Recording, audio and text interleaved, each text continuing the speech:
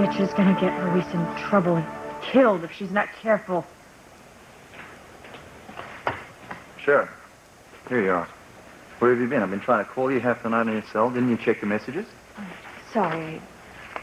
I didn't check. Nice. Well, after you ran out on me last night, I brought James up here to sleep. I'm really sorry if I upset you.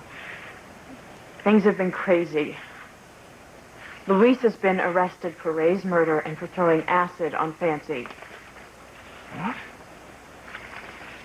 I know, it sounds bizarre, but it's bad.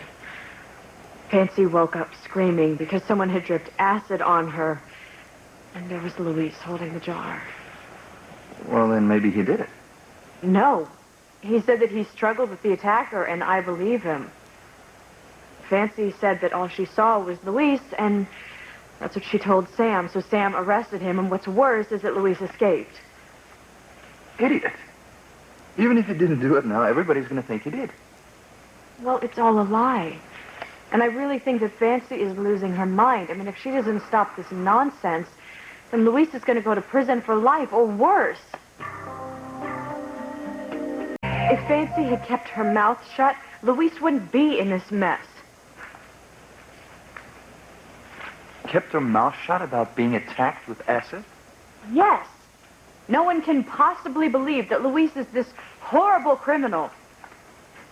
Except the mayor, the police, his best friend, Sam Bennett, who happens to be the chief of police. Look, this makes what I want to talk to you about even more painful. What?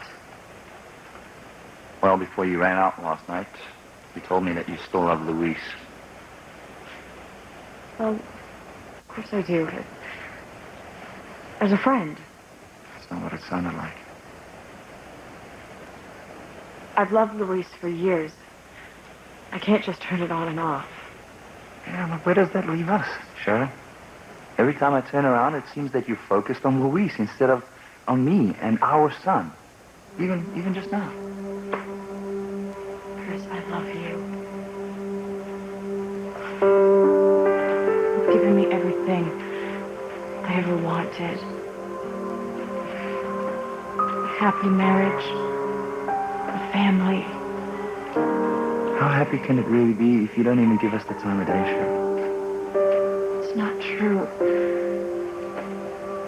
Even though I might still have feelings for Louise, that doesn't mean I'm not wholly committed to our marriage. You have a very interesting way of showing it. I am. Look, we made promises to each other on that beach in Hawaii, and I intend to keep them. Don't you know how much I want to believe that?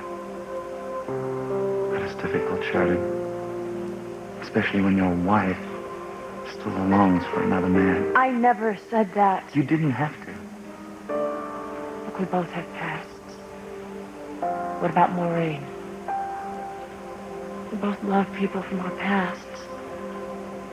But isn't that okay if we're both committed to loving each other for the present, the future?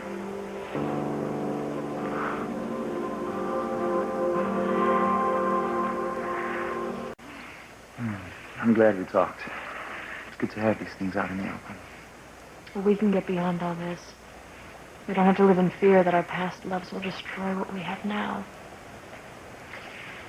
You know, our schedules are so crazy. We barely get to see each other. How about we spend some R&R time together? That sounds wonderful. I go make us some lunch? Great.